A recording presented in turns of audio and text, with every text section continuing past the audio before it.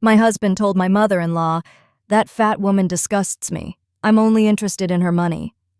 I pretended not to hear anything, but the next day I sold my house for $1.5 million and then disappeared, smiling, leaving only a note. "That fat woman disgusts me." That was the first thing she heard before her world silently collapsed, like a piece of china crashing to the floor in slow motion. It wasn't a scream or a bang. It was a phrase spat out with contempt, as casually as someone commenting on the weather, and it came from the mouth of the man she'd shared a bed with for 10 years.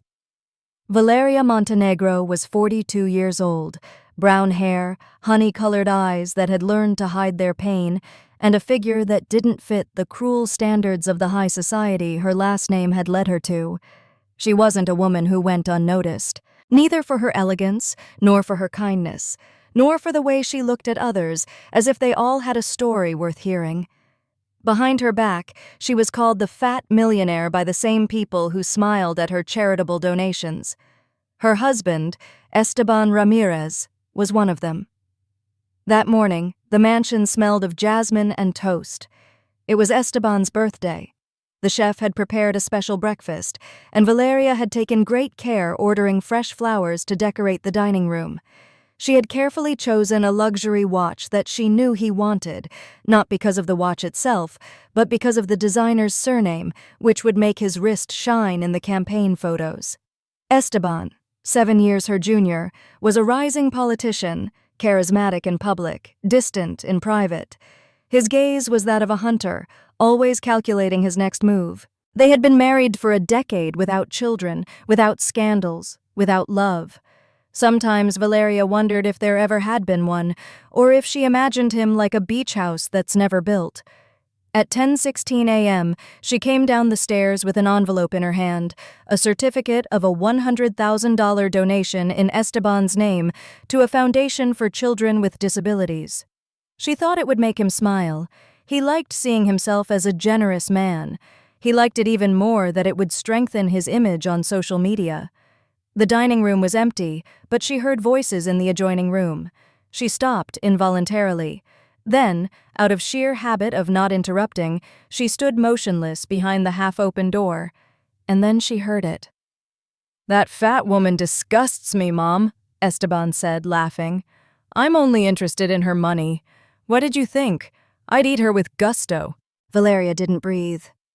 Doña Eugenia, her mother-in-law, showed no surprise. Her voice responded as if confirming something obvious. "At least pretend, Esteban. Do it until you inherit everything she owns. After that, you know what you have to do. That woman's days in your life are numbered. Or do you want to be tied to a body that looks like an inflated bag, a piñata stuffed with rarin?"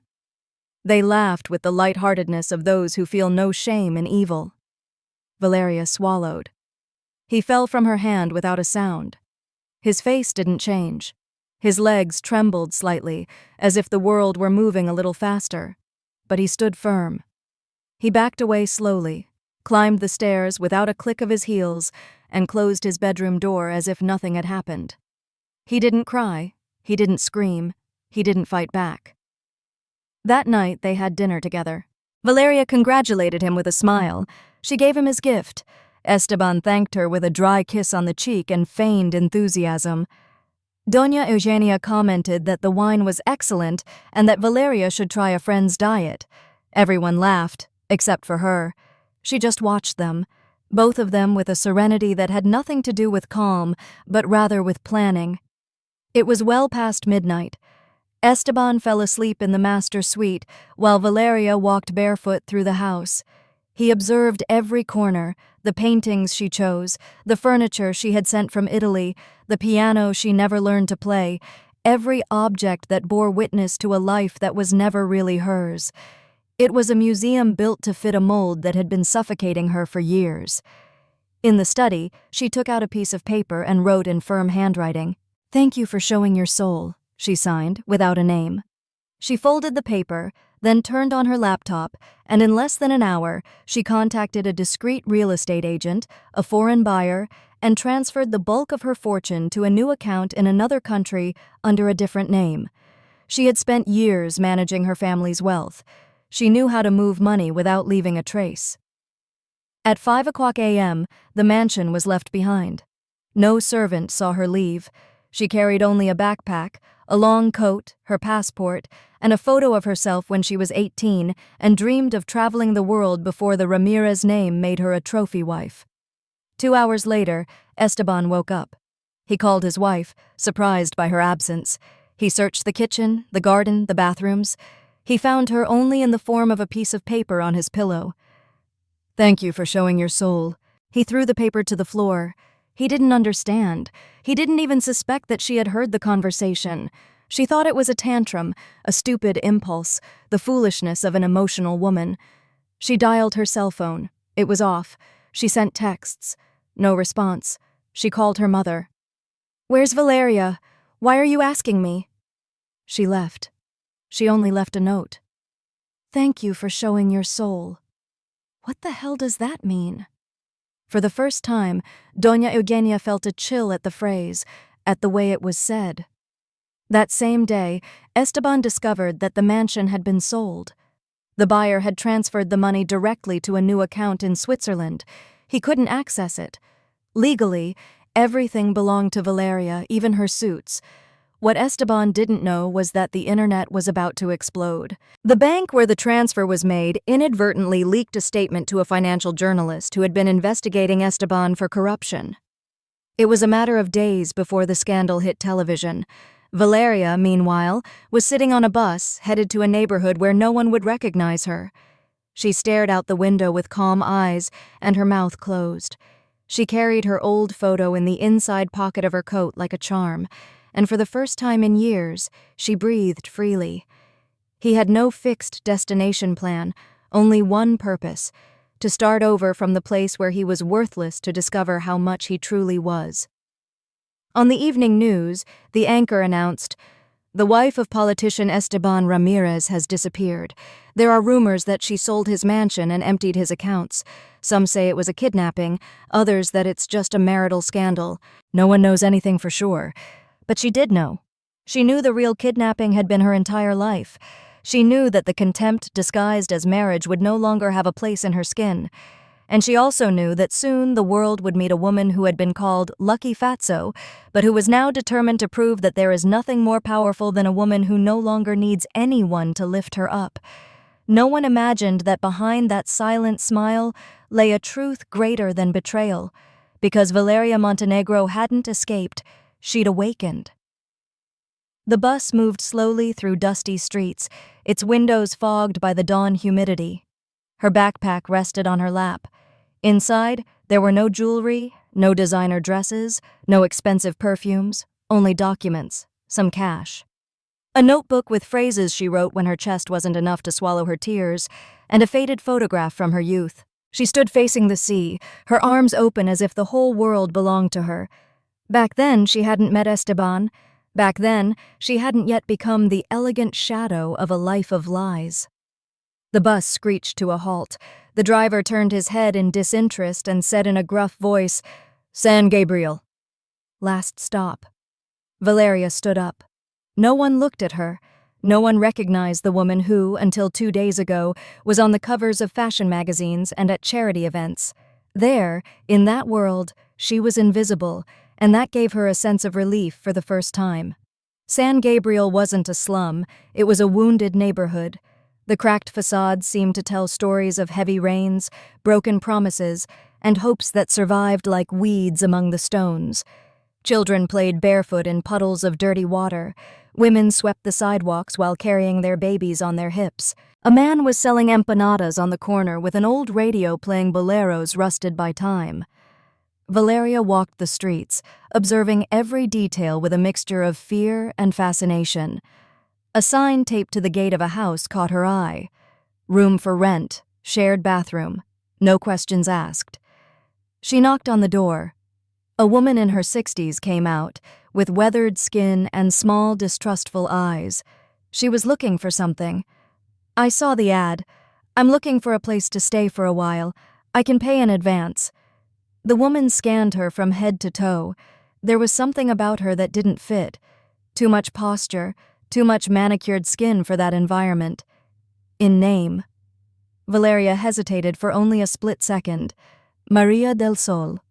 What a strange name. Come in. The room is free, but I don't do refunds and I don't like scandals. He wouldn't know. The room was small, with a single bed, a fan that sounded like it was about to fall to the floor, and a window without glass. The walls had damp stains. It smelled like confinement, but to her it felt like a refuge. She paid for a month and settled in. That night she didn't cry. She just lay on the hard mattress, closed her eyes, and let the silence do its work. The next day, she wandered aimlessly around the neighborhood. She presented herself as a woman ruined by a financial fraud. She said she had lost everything. It wasn't a lie, though not for the reasons everyone imagined. They looked at her with compassion, but also with a certain morbid curiosity. She was new, she was strange, she was another story in a place full of sad ones. She arrived at a small community clinic.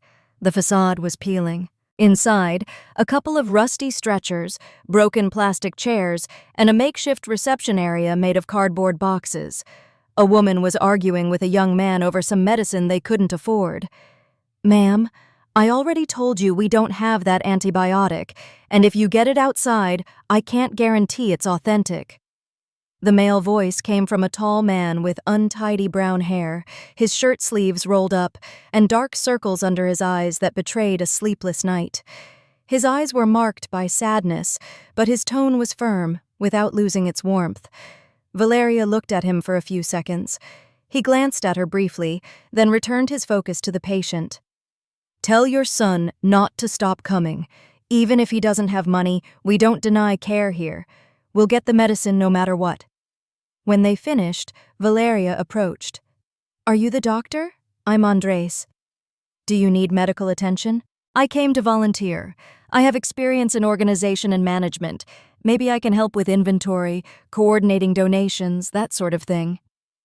Andres watched her silently. There was something in the way she spoke, the contained certainty in her voice, that didn't fit with her story of having lost everything. He didn't confront her. He extended his hand. "Welcome, Maria. This place needs more hands than questions." And so it began. In the following days, Valeria learned to fold stained sheets, organize boxes of expired supplies, and receive small donations that arrived like miracles. No one asked her about her past. All that mattered was what she did with the present. It was at that same clinic that she met Camila. She was 8 years old, with dull hair and large dark eyes that looked as if they knew too much. She was sitting on the stretcher, her head resting on the shoulder of a sweet-faced old woman. "Doña Remedios, she hasn't wanted to eat for 3 days, the woman said.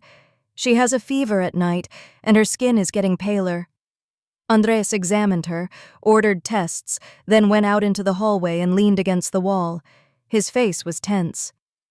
"What does she have?" Valeria asked. "I suspect leukemia, but we need tests, and that's expensive." Valeria looked at her through the window. Camila was playing with a doll missing an arm. She murmured words softly, as if telling her secrets. Doña Remedio approached Valeria when Andres left. "You don't come from here." "Sorry. Your hands are clean, your nails manicured, your back straight. Life here bends us." Valeria didn't reply. "And don't worry, I had secrets when I was young too. I'm not judging you.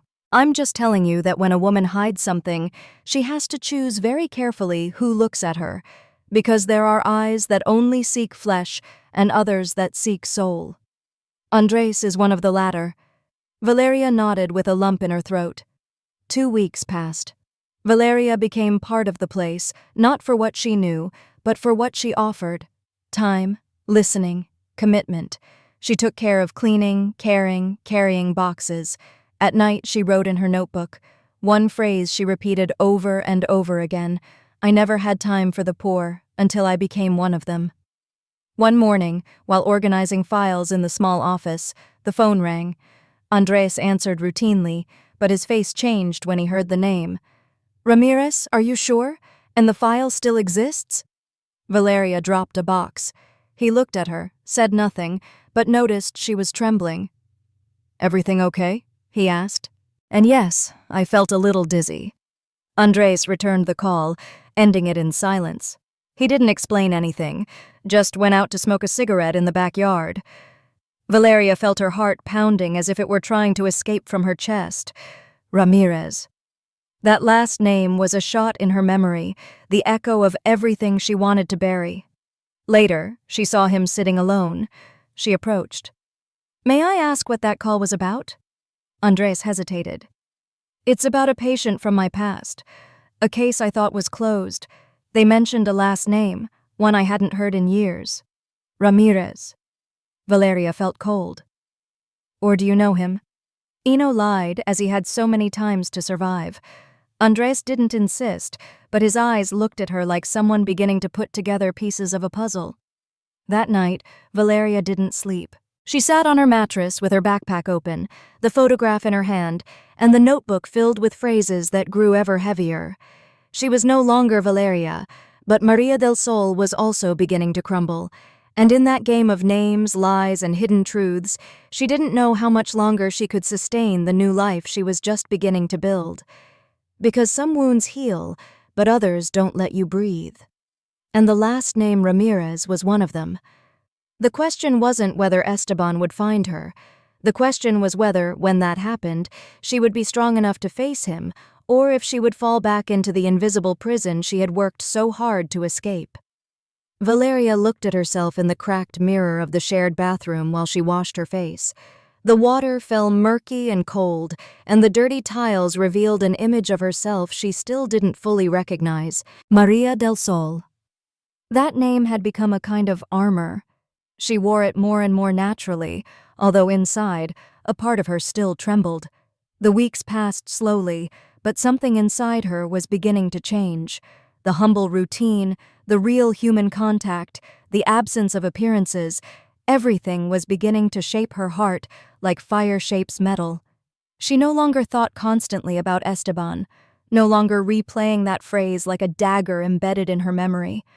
Now she thought more about other things.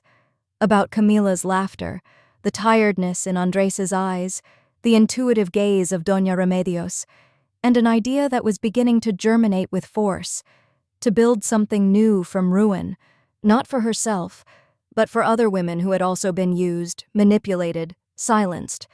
Camila had become her center of gravity.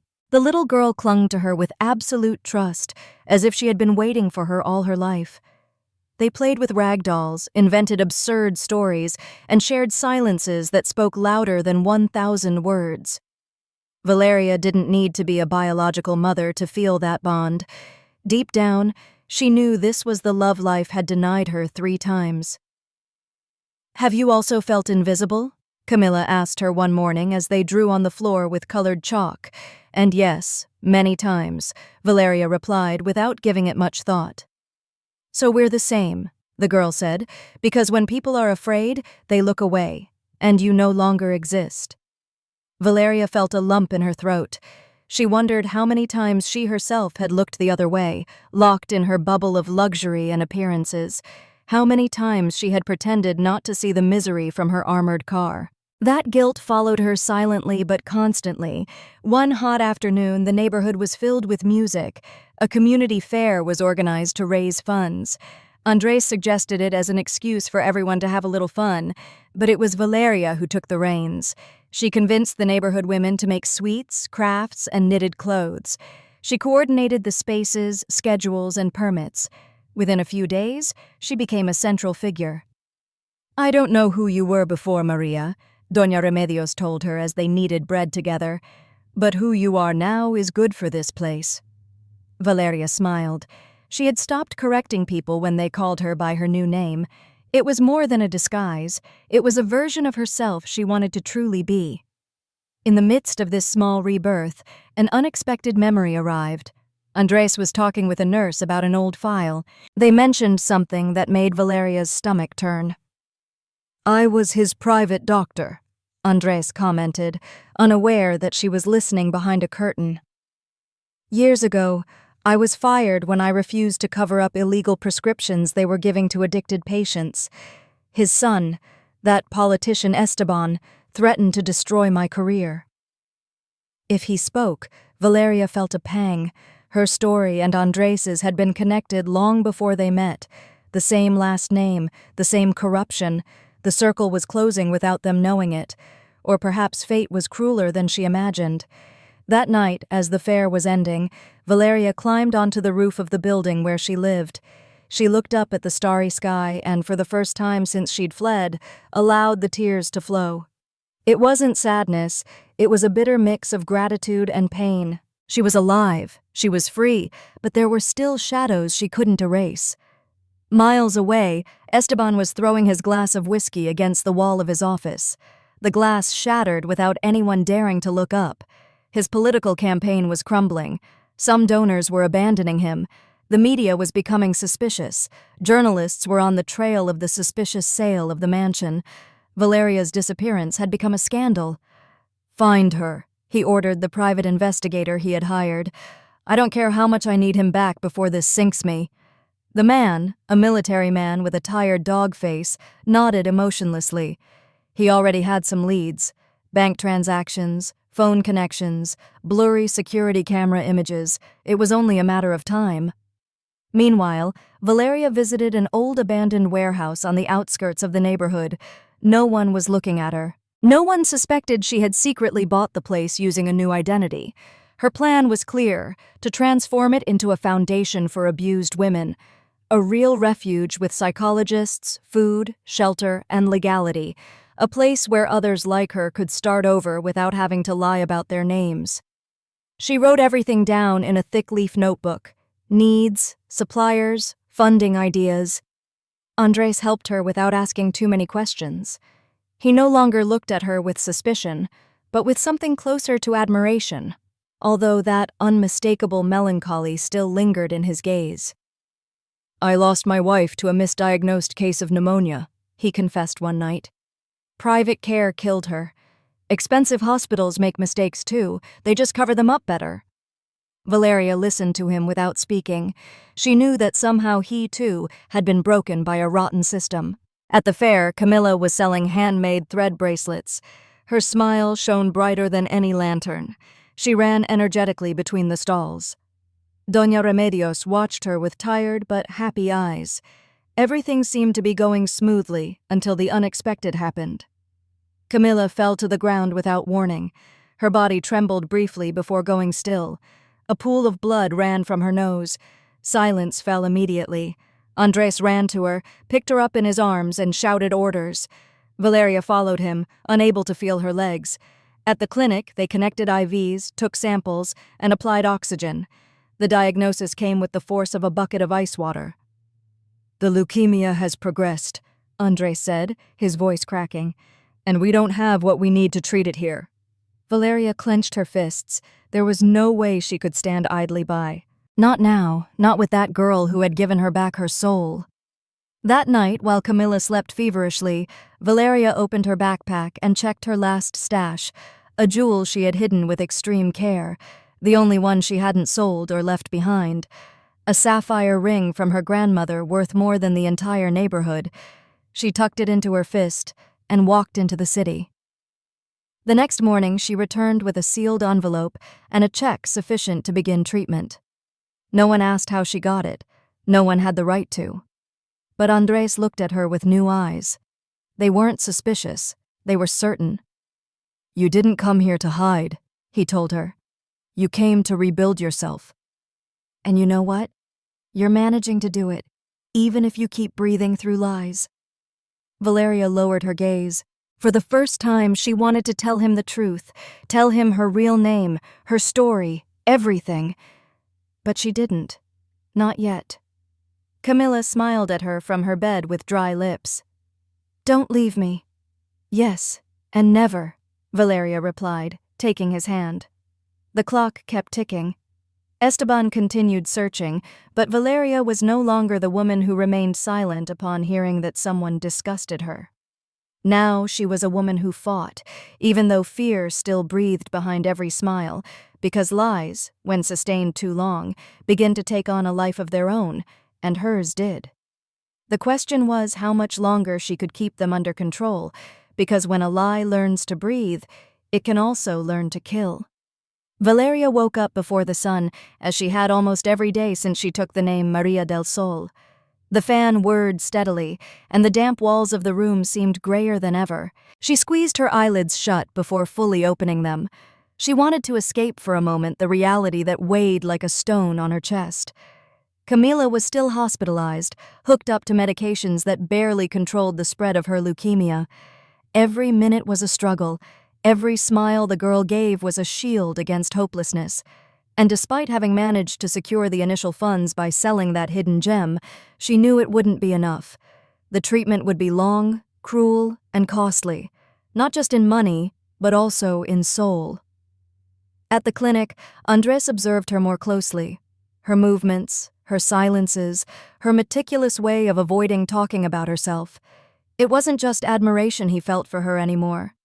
There was something more disturbing, an intuition, as if he were walking on a map he already knew, but with names erased. He was beginning to suspect that the story she was telling was a pared-down, controlled, and sanitized version.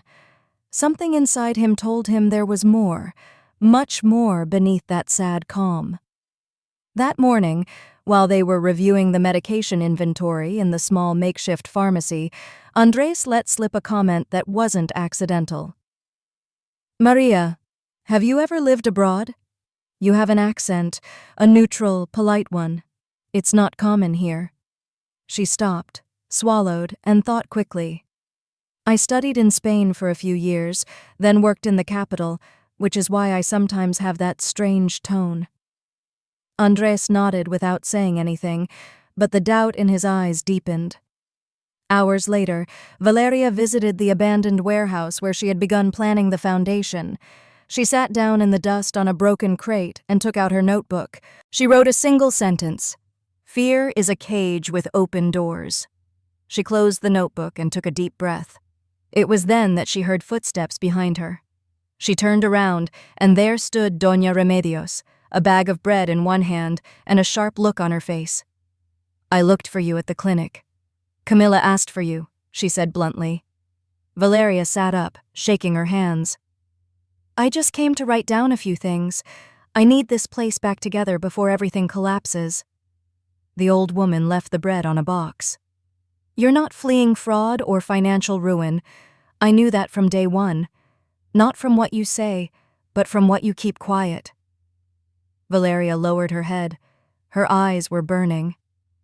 "One doesn't run away from love, daughter.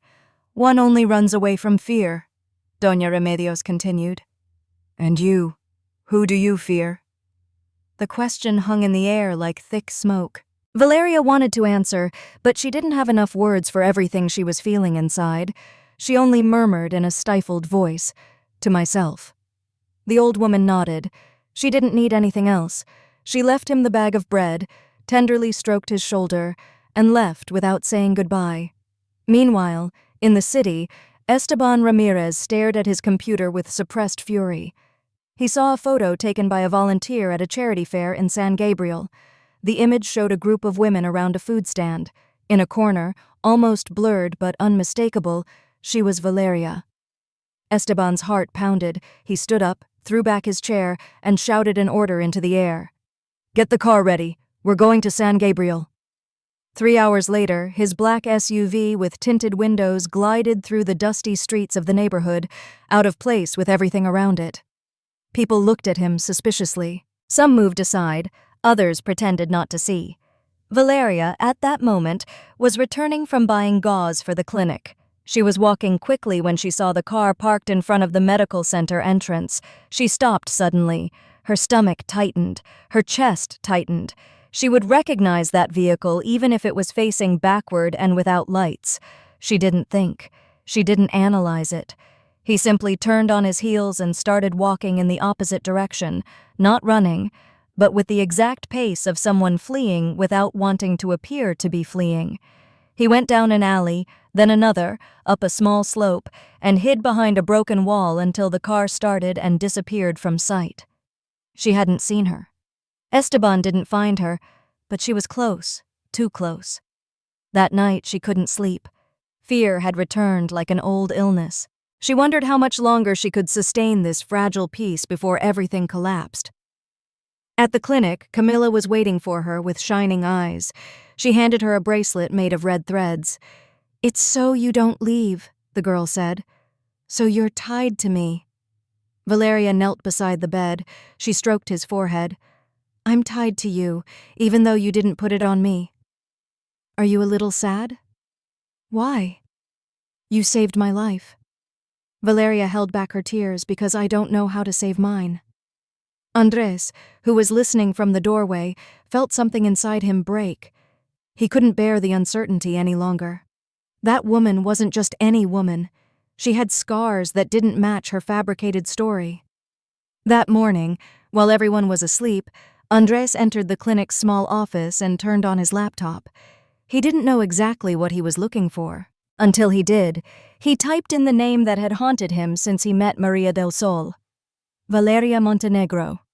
The browser returned hundreds of results: photos from social events, magazine covers, news of her disappearance, articles about a mysterious mansion sale, political scandals, and one image that left him speechless. The same smile, the same eyes, the same face he'd learned to read over the past few months. Maria del Sol didn't exist. It was a mask, a lie. But everything she had done was real. The help, the tenderness, the dedication. That woman, with a past like broken glass, had saved lives. She had resurrected his own, and now he knew who she really was. Valeria Montenegro, the missing wife of the man who had fired, humiliated, and destroyed him. The circle was closing. He leaned back in his chair, closed his eyes, and could no longer pretend he didn't know. And now he had to decide what he would do with that truth, because the price of knowing is being able to look away. Never again. Andres woke up without having slept a wink. The image of Valeria Montenegro on his screen remained etched in his mind like a burn. Maria del Sol no longer existed. He had witnessed her heal other people's wounds while nursing his own with unbearable silence. He knew that if he confronted her, nothing would ever be the same. But remaining silent was also a way of betraying what he valued most: the truth. He found her sitting on the threshold of the clinic, the notebook in her hands. She wasn't writing, just holding it as if it were her balance. "We need to talk," he said bluntly. She looked up. Her gaze wasn't surprised. Deep down, she already knew that he knew. "Yes," she replied, slowly closing the notebook. "It's time." They went to the cellar, to that space, to a void that was slowly beginning to fill with meaning. Andres watched it with the restrained expression of someone about to throw a stone into the water, knowing he wouldn't be able to stop the ripples it creates. "Why did you lie?" Valeria leaned against the wall. His voice came out low but firm. "Because if I told the truth, they'd hunt me down. He'd find me. They'd use me again. And I no longer had the strength to go back to being a pretty object to display in a shop window." "Valeria Montenegro," Andres murmured, as if the name hurt his tongue. "Esteban Ramirez's wife will inherit one of the country's largest fortunes. Disappeared, a national mystery, and a broken woman. They didn't make headlines about that." Andres lowered his head. She leaned closer. She looked him in the eye. "I didn't lie to you just to play. I didn't do it to manipulate anyone. I just wanted a life that didn't hurt. And you achieved it?" Valeria smiled sadly. "At times when Camilla laughs, when you speak to me without expecting anything, when I clean wounds without cameras around." He listened, but there was more inside him, more than words, more than judgments. "You're not a coward," he said finally. "You were brave to leave, but now it's your turn to be brave to return." Return to what? To say your name out loud? To face them? To take back what's yours? Because if you don't do it, they will, and they'll take it from you again, just like they always have. She looked at him for a long time, and something inside her chest creaked. Meanwhile, in the capital, the media exploded with headlines. An anonymous report leaked by the prosecutor's office revealed documents, audio recordings and financial transactions linking Esteban Ramirez and his mother Eugenia to cases of money laundering, misuse of public funds, and bribery of judges. Esteban screamed furiously at his lawyers on the phone. Eugenia didn't leave her room, not out of shame, but out of fear, because that morning an envelope had arrived at her door with no return address. Inside was a copy of an altered birth certificate and a letter that simply said, "The truth cannot be erased." Eugenia didn't need more.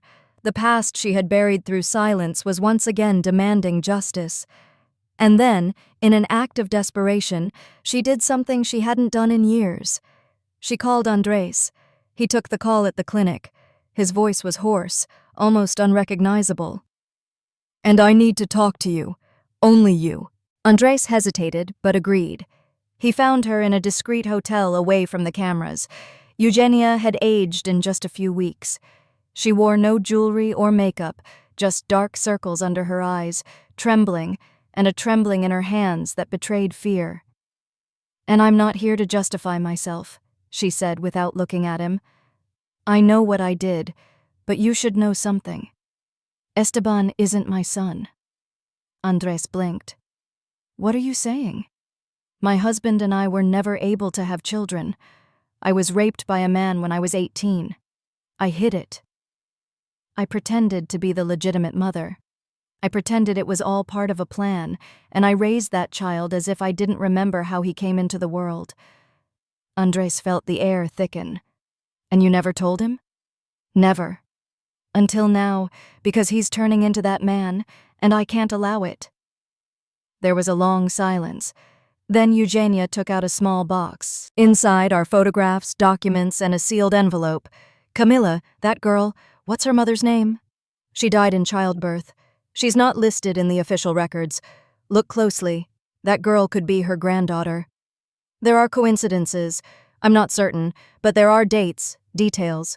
The son of the man who raped me could now have a daughter, and that daughter is with you." Andres left that place as if he were carrying a corpse. He didn't understand how to put all those pieces together, but something told him the truth was closer than he imagined. That night, Valeria was waiting for him in the cellar. She had been cleaning, organizing, distracted, but seeing her face, he knew she had more than bad news. What happened? He told her everything. About Eugenia, about Esteban, about the possibility with Camila. Valeria remained silent, then walked to the window and spoke without looking. "I have something to tell you, too." Andres swallowed. "That I'm sick. Amyotrophic lateral sclerosis. I was diagnosed a year ago. That's why I left too. I didn't want to die among people who only mourned my inheritance." Andres didn't know what to say. "I only have a few years left, maybe months if I'm lucky, but I want that time to have meaning." "Say it will," he replied, his eyes moist. "We're going to build that foundation. We're going to leave something that will last, even if you're gone." She hugged him for the first time without fear, as if by touching him she could anchor his body to this earth that would soon begin to fail her. Upon returning to her room, Valeria found an envelope with no return address, with her name written in cursive. She opened it. It was a letter. She recognized it before reading it. It was her mother's handwriting. "Valeria, if you're reading this, it's because I'm no longer here. I don't know how much I hurt you. I only know that there were years when I hated you, because you were everything I could never be, because your father loved you more than me, because you shone effortlessly, and I was just a gray woman trapped in a marble house. Forgive me for being so harsh, for not protecting you, for not telling you that you deserved better than a husband who only loved you for your last name. I knew it from day one, but I kept quiet, as always. This letter isn't an excuse. It's a confession. And a plea. Don't let my bitterness live on in you. Be free, be strong, and when you can't take it anymore, don't hide it. Allow yourself to be cared for, loved, and supported, because even if you don't say it, you also deserve to be saved." Valeria burst into tears, the kind that shakes the soul, the kind that frees years of invisible chains. The foundation wasn't finished yet. Esteban was still searching for her, the diagnosis was still with her, but that night, for the first time, She slept without fear. Because the truth hurts, yes, but it also liberates. And she no longer had room to carry lies. Now he just wanted to build something before his body shut down. And he would do it with Andres, with Camila, with his truth as his only inheritance. The work on the old warehouse ended 2 weeks ahead of schedule. The neighborhood's hands joined together as if the project had always belonged to them. Men who could barely read mixed cement with the precision of a surgeon. Women who had endured years of pain painted walls like someone washing wounds. Every brick, every tile held a story inside. Stories that until then no one had wanted to hear. The Maria del Sol Foundation opened its doors in a ceremony without the press, without cameras, without empty speeches. Only those who mattered were present. Camila, her hair already thinning from chemotherapy, brought the scissors to cut the ribbon. Andres, his eyes blurred, held Valeria's hand as she breathed deeply, as if each inhalation were an act of resistance against death. He had completed the legal paperwork weeks before. All her assets, accounts, remaining investments, and stocks had been transferred to the foundation's name. Not a single jewel, not a single property remained in her name. Everything that had once been a symbol of oppression would now be a tool of salvation. Valeria walked slowly through the halls of the new building. The white walls, the murals made by neighborhood children, the empty offices waiting for patients, everything moved her. This place wasn't just a structure, it was her legacy, her redemption. Days later, in the shadow of a corner of the hallway, Eugenia appeared. No one had seen her arrive.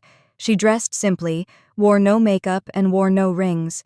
Her eyes were swollen, and her body was hunched over, as if she'd been carrying a guilt for years that finally weighed too heavily on her. Camila was asleep when she entered her room. She sat down next to her bed and clumsily stroked her hand. She murmured words that seemed directed more at herself than at the girl. Then she left quietly, but Valeria was waiting for her outside. "I knew you'd come," she said. Eugenia lowered her gaze. "I didn't come to justify myself. I came to ask for your forgiveness, not for Esteban. He's already chosen his path.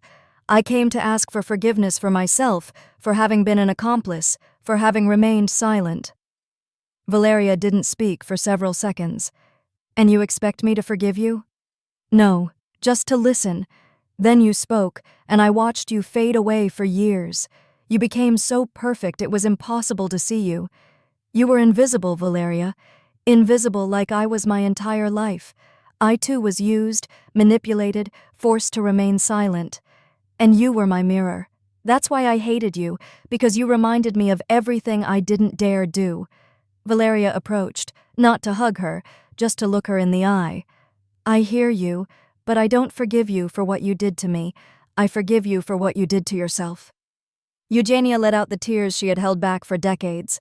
On television, Esteban was making the news, no longer as a politician, now as a suspect. His image appeared among headlines about corruption, money laundering, and links to favor-peddling networks. He had been expelled from his party. His face no longer sold smiles, it sold scandals. And then, as a last resort, he appeared in front of the foundation. Valeria saw him from the second floor. She didn't feel fear or anger. She felt something colder, a sad compassion, like someone observing someone who is already lost. He waited for her in the courtyard. He carried a briefcase in his hand and had an expression older than the years that had passed. "I'm not here to fight," he said as soon as he saw her. "I've come to make a deal." "There are no deals with you," she replied calmly. "I have proof, documents. I could sink you into a public lie. I could say you stole, that you faked your disappearance to keep everything. I already did. I kept everything, but not the material things." She approached slowly, looking him in the eye. "I kept the dignity you lost years ago." He gritted his teeth. "Do you really think this place is worth more than everything you ever had?" "No, I think this place is the only thing worth it, because you can keep everything material. What you'll never have is peace." Esteban took a step back. The truth hit him harder than any threat. And tell your mother I heard her, and that the little girl doesn't need to know who her grandfather was. She already has enough love. She doesn't need yours." Before he could answer, Valeria reached into her bag and handed him an envelope. "If this is the last you'll have from me." Esteban left without opening it. Later, in his empty apartment, he read it. "Power without love is empty. Money without a soul is death. You killed me in life many times, but I resurrected, and you remain buried in your own ego. We are no longer enemies. We are nothing. Learn to be alone. Maybe there you will begin to find yourself." Andres and Valeria shared a night together. It wasn't a night of passion, it was a real night. Asleep in the same bed, listening to each other's breathing, as if they were two shipwrecked people embracing in the middle of the ocean. "Are you afraid?" he asked. "I have peace. Which isn't the same as the absence of fear, but it's enough. I love you." She didn't respond with words. She took his hand and placed it on her chest. The next morning, Andres went to get some coffee. When he returned, he found her asleep, smiling, but not breathing. He went over, touched her, and knew she was gone. She didn't scream, she didn't cry right away. She just sat beside him and held his hand until the sun finally rose. On the table were envelopes with handwritten names, one for Andres, one for Camila, one for Doña Remedios, one for Eugenia. Andres's said, "Don't cry for what wasn't, be thankful for what was. In your hands I leave the life I wanted for myself. Let no one make you doubt your light, because you made me shine even in the darkness." Camilla's said, "You taught me that a smile can heal more than medicine. Promise me you'll write your story, because the world needs to know about a girl who overcame fear." The Maria del Sol Foundation continued standing, grew, healed, embraced, and on one of its main walls, a mural with her smiling face reminded everyone that there are women who, even if they die, never leave. Because what changes the world is not money, it's the truth and the love that is built with it. Andres didn't know how long he was beside her body, maybe an hour, maybe 2. The world seemed to have stopped in that simple room where she, with her body still and her smile still present, had decided to leave without dramatic goodbyes, without noise, without fear. She left as she had lived her final months, in silence, but leaving indelible marks. There was no funeral in a marble cemetery, no mass amidst candlelight, no fake speeches from politicians. Her body was cremated, as she requested, and her ashes scattered in the garden of the Maria del Sol Foundation, right where they planted a young almond tree that Camila promised to water every morning. News of her death spread quickly through the neighborhood. The women wept at the door. The children remained silent, and Camila went a day without speaking. Andres walked as if on automatic, but he didn't stop. There were things that had to continue, and he promised himself he wouldn't allow his story to be buried in that white room. It was Camila who, weeks later, discovered something else. In one of Valeria's desk drawers, he found a carefully bound manuscript in the same clear, firm handwriting she used to leave notes at the clinic. The handwritten title read, "My husband said I disgusted him." The prologue began like this. This is not the story of an abandoned woman, but of a woman who learned to abandon herself to please the world and who one day woke up. Andres read it in a single night. When she finished, she knew what she had to do. Months later, the book was published by an independent publisher. No one expected the phenomenon it would become. It went viral first on social media, then in traditional media. Women bought it in silence, shared it with tears in their eyes, whispered about it at neighborhood gatherings, and discussed it at universities. Valeria's story wasn't just that of a betrayed wife, it was that of all women who have ever felt less than enough. Andres appeared in interviews to talk about the Foundation's project. He never wanted to charge a cent for the book. All the money raised went to creating new Maria del Sol branches in other regions. The idea was clear, that no woman would have to disappear to live again.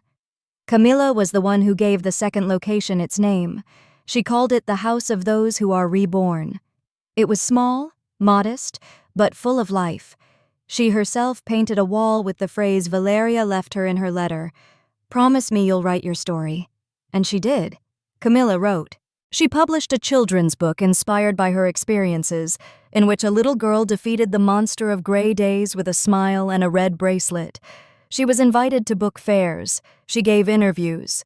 She always spoke of Valeria as if she were still alive, and to her, she was. Andres continued as the foundation's medical director. There were days when the weight of her absence fell like a stone, but all it took was to enter the garden and see the women laughing, the children running, the volunteers arriving enthusiastically to know that Valeria had won, that her love had not died, that her legacy was not ashes, but roots. She kept a locket around her neck. Inside, a lock of hair she herself gave him before she died, along with a note. "When you doubt yourself, touch this. Here's the part of me that will never go away." She never opened it in public. Only on lonely nights, when the silence hurt, did Eugenia change too. No one believed it at first, not even her. But she did. She began visiting the homes of vulnerable women. She became an anonymous volunteer at a center for victims of abuse, and, most unexpectedly, donated all her property, stocks, and accounts to the Maria del Sol Foundation. She disappeared from the public eye. No one ever heard from her again. Some say she went to a convent, others that she moved to another country. The truth is that his name ceased to be synonymous with power and became a silent shadow that no longer sought to control anything. Esteban, for his part, sank. He lost everything: fortune, reputation, allies. He tried to publish a biography to clear his name, but no one bought it. He fell into oblivion, as do men who built empires only with lies. Andres once saw him in a cafe in the city, alone, disheveled, with a blank stare. He didn't come near, he didn't say anything. He only thought about what Valeria had written to him in that last letter. "We are no longer enemies. We are nothing." A year after his death, the foundation organized a special ceremony in his name. People came from all over the world, women who had read her book, who had escaped violent homes, who had been rescued from trafficking, who had healed in silence thanks to her story. They spoke loudly, shamelessly, without fear. At the end of the event, a woman took the microphone and said, "I was invisible until I read her story. Valeria didn't die. She woke up in me, and in many others." Andres closed his eyes and smiled. As they left, Camilla took his hand. "Do you think she sees us from there? I have no doubt. She's in you, in me, in all of us. Sometimes she dreams." "What does she say to you? To keep writing?" "That words also heal." And Camilla wrote a lot. She became a renowned author, but she never allowed them to change her essence. She continued living in the same neighborhood, helping out at the foundation, giving workshops to girls. Sometimes people asked her why she didn't move to a better place. She always responded the same way: "This is already a good place. All it needed was a brave woman who would dare to plant something here." The almond tree they planted over Valeria's ashes grew strong. Its branches provided shade in the summer, and its flowers were the first to bloom each year. Camilla said that each petal was a story she had unknowingly touched. At the entrance to the foundation, a hand-carved metal plaque read, "Valeria Montenegro, Maria del Sol, woman who lit the fire where others saw only ashes," and below a phrase that she had said only once, but that remained etched in the memory of those who heard it. When a woman stops being afraid, the world changes, and the world changed a little, but it changed. Now it's your turn. And you, what would you do if you heard that someone you love was only with you out of self-interest? Would you continue pretending that nothing is happening? Or would you have the courage to start over, even when it seems too late? If this story touched your heart, leave it in the comments and share it with someone who needs to hear it.